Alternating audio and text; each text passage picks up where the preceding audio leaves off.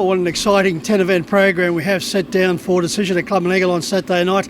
The Paleface Adios being one of the features on with the Siberia. Looking for the specials, and I think there are plenty on this particular occasion. In race 2, sticking with the Victorian Better Call Me, despite the fact that the Matty Craven trained pacer has drawn closer to the grandstand, and the pegs, Sophia Arvidsson will again take the reins. Of course, Better Call Me coming off a very game effort here last week. I think he can go one better on this occasion. To the third event, I'm sticking with Be My Rose. She has been ultra impressive since coming over from New Zealand to link up with Paul Fitzpatrick. She certainly headed for the Group 1 Ladyship Mile with another sterling performance here. So Be My Rose, I think, will be very hard to beat in the third event. Moving over to race 5, one of our feature events on the card, the Siberia for the mares, and of course it's Stylish Memphis. Despite the fact this will be her toughest test this time around since crossing the Tasman, I think Stylish Memphis, despite the fact a wide gate awaits, she will be proving too hard to beat as far as her rivals are concerned. Moving over to race 6, and Majestic Cruiser back from a very respectable Inter-Dominion campaign. He goes into this race fresh.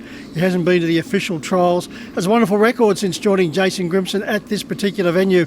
9 starts for 5 wins, and despite the fact he is tackling some very strong opposition who do have race fitness on their side, I'm worth the going with the gamble here with Majestic Cruiser. I think he will be the one finishing off very strongly. Of course, JOK is also in the race, and he does look to be the main threat to Majestic Cruiser.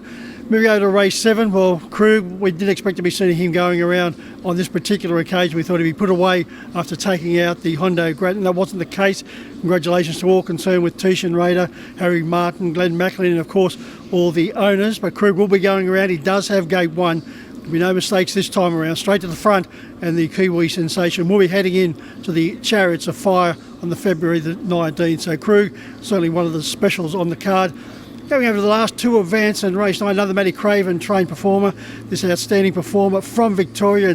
He's a son of a gun coming off a string of wins. Once again, Sophia takes the drive. Only 6 runners, and he's a son of a gun, has drawn the outside gate, but that won't be enough to prevent him from continuing on his winning way. Well, in the last event, the Tony Birtwhistle trained hands-on has been very consistent of late, draws nicely in a suitable race. I think DJ can get him home hands-on in the final event on the card. So a list of specials there. I think it's a very exciting program, and one certainly designed for the punter.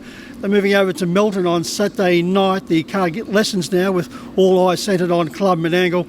Over to the third event, and number 1 Valachi. I've been tipping this week in, week out, and week in, week out. Valachi keeps running a very honest race to be placed from gate 1. I think Valachi is certainly worth one more chance. Then moving over to race 4, I think I'm Often Gone is certainly worth the gamble in this particular event. Unplaced last time out, I'm Often Gone.